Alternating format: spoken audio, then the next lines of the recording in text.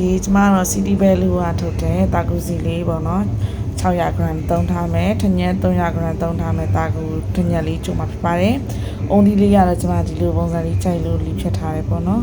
ရင်ဦးဆုံးကျမတို့ရင်းနှီးစုမယ်တဲမယ်ထညက်လေးကိုရေဆေးပြီးတော့ထညက်လေးရေကျုံမှာဖြစ်ပါတယ်ကဲထညက်လေးကိုညောင်စည်းကျသွားတဲ့အထိကျမတို့ထညက်ရေလေးကျုံမှာဖြစ်ပါတယ်ဒါကျမတို့တာကူကျိုထညက်ကလေးနဲ့ကျုံမှာပေါ့နော်ထညက်ကလေးကိုညောင်စည်းကျပြီးပွက်သွားတဲ့အထိကျမတို့ကျုံပါမယ်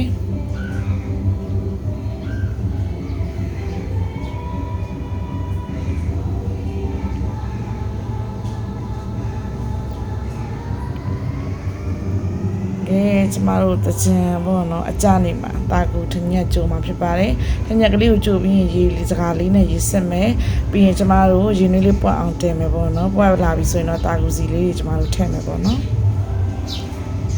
တာကူစီလေးတွေထည့်ပြီးတော့ကျမတို့တကယ်မှုမယ်ပေါ့နော်တာကူစီလေးတွေကကျမတို့အဆန်လေးတွေပျောက်သွားတဲ့အထိကျမတို့ဒါတာကူလေးကျုပ်ပေးမှာဖြစ်ပါတယ်ကျမတို့ထညက်ရီကတော့ကြိုပြီးရင်ကျမတို့စကားလေးစစ်ပေးရတယ်เนาะဘာလို့လဲဆိုတော့အဲမှာကျမတို့ဒီထညက်မကြည်ရလေးရှိမယ်ကျမတို့တလဲတို့ဘာလို့အမိုက်ပြက်လေးပေါ့เนาะအဲ့လိုပါတတ်တယ်ဆိုစစ်ပြီးသားဖြစ်သွားတယ်ပေါ့เนาะ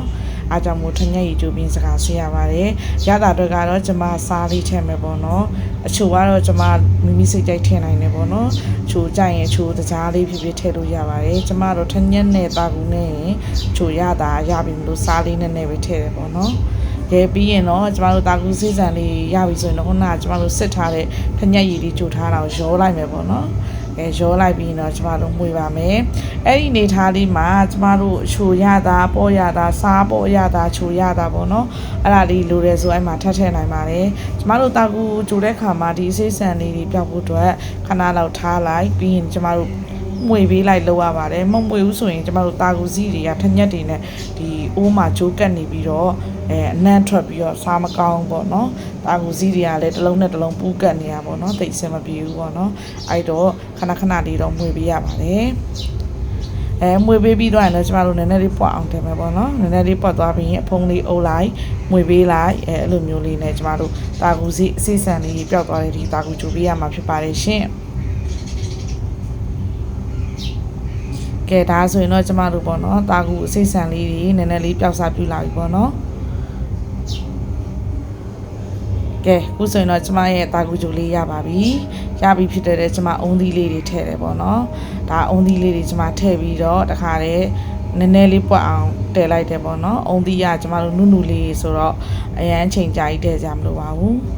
တချို့ကတော့ကစုံဘာညာကြရင်တော့ထည့်ပေါ့နော်ကျမတို့ကစုံတွေပါမထည့်တော့ကျမတို့ဒီအုံးသီးနဲ့တာကူနဲ့ဒီတိုင်းလေးချိုပေါ့ပေါ့လေးလူကြီးတွေလည်းစားမှာဆိုတော့လေအားကြောင့်ကျမဒီအုံးသီးလေးပဲထည့်လိုက်ပါတယ်အိမ်ကလူကြီးတွေကလည်းအဲ့လိုတာကူအုံသီးလေးနဲ့ပဲတောက်ချင်တာပေါ့နော်အဲ့လိုပစုံးတွေပိုင်းသူတို့မကြိုက်ဘူးပေါ့